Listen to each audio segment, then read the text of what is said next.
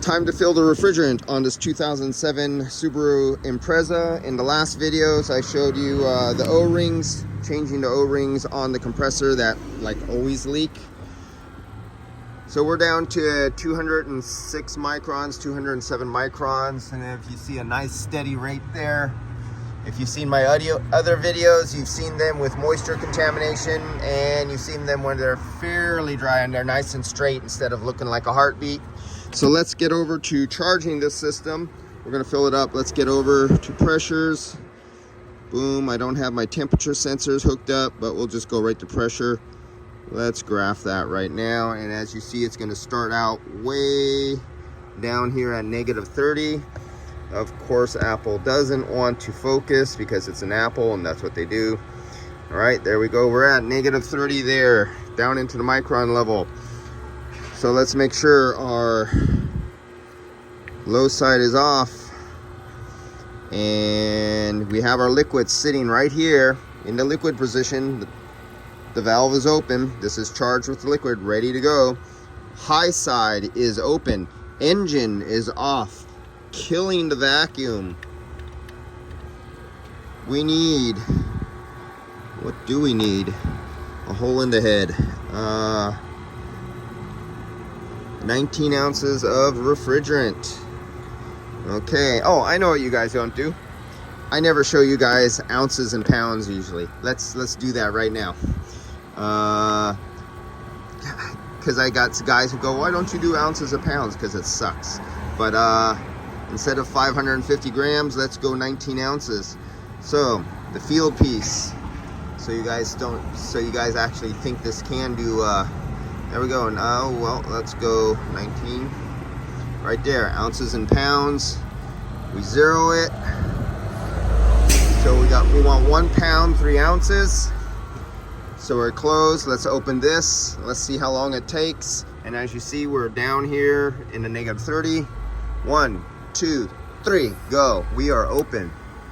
So we want 1 pound, 3 ounces, and we already passed the half pound mark. Going to the pound mark, and let me start clogging this down. Yeah, right about there. Almost there. Good enough for government work. All right, so it's charged. We're finished for today. See you later. Okay, now we need to start this thing. Let's close the high side, and we just timed out the battery saver feature because I took too long to make the video. And as you see on the screen down there, as soon as I added the pressure, you've seen it spiked up.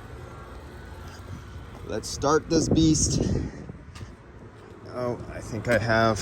Did I leave the low side off? Yes, I did. Remember, Big Blue for helping you look for leaks. Just one of many methods to look for leaks. Refrigerant Stratus. Absolutely best for automotive, I would say.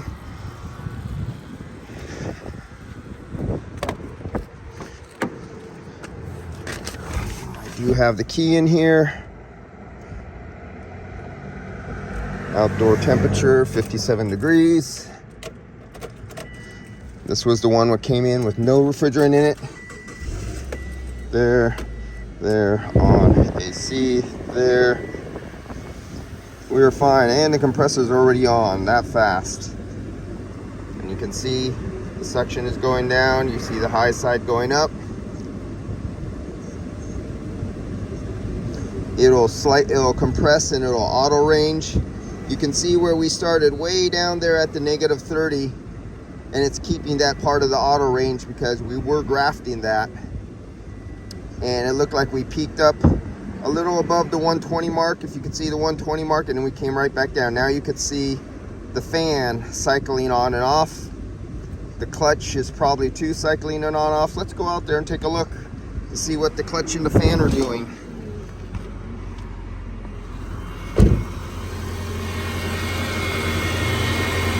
See if we can watch this at the same time. I'm gonna try to get it all on screen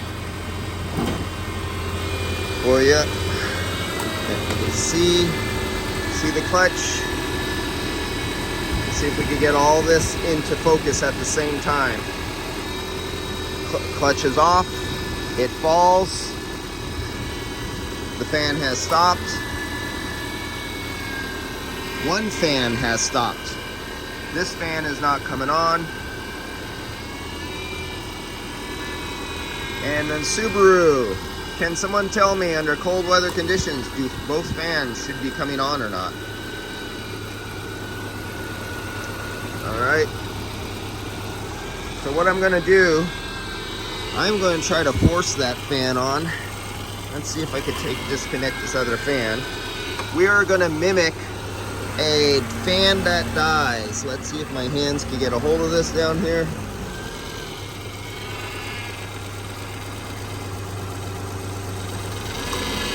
Maybe my fingers cannot do this one-handed.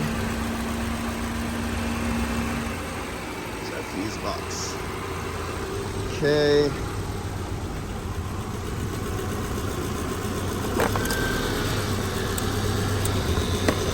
I hear clicks.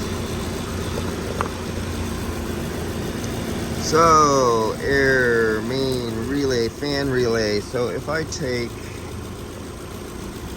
one main fan relay,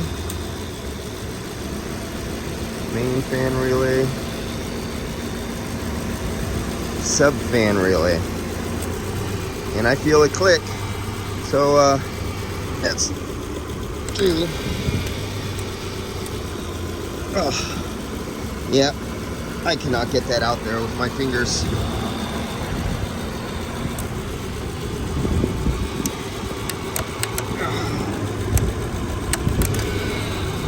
Alright, that is not happening with these hands.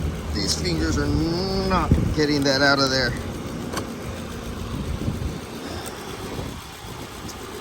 So what I wanted to show you was what it would look like if... Oh, let me go get some... I'm going to go get a little screwdriver. Give me a hand in pulling that out.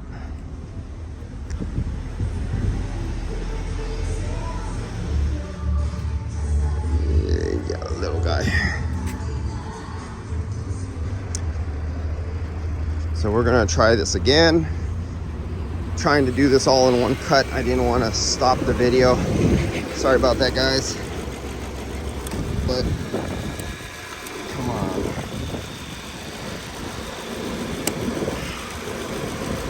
That is a tough guy. Sorry, I'm gonna have to put you down. I'll let you watch your clutch. Right.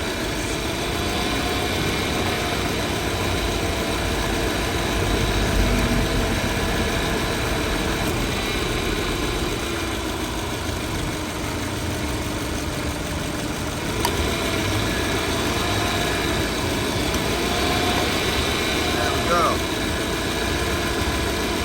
So, did that do the job?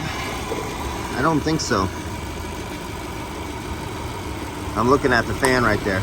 Oh yeah, fan stopped. There we go. Now we should see something. Yep, fan is stopped. And there we go. Our high side pressure is taken off. But the only problem is it's so cold. Oh, there we go. We got a little clutch. 240, 245, 250. See, I have the relay out. 270, 280. That's the relay out. And there we go. And I turn the fan back on. So at about 209 or 300, the clutch starts slipping. So this compressor, it has, I think it has the high pressure blow off. You see right back there? That blows out at 440 PSI. If this vehicle had a high pressure switch that's supposed to save the compressor in case it ever hit 400 PSI or so, it would never work. Because did you hear that clutch slip at just over 300 PSI?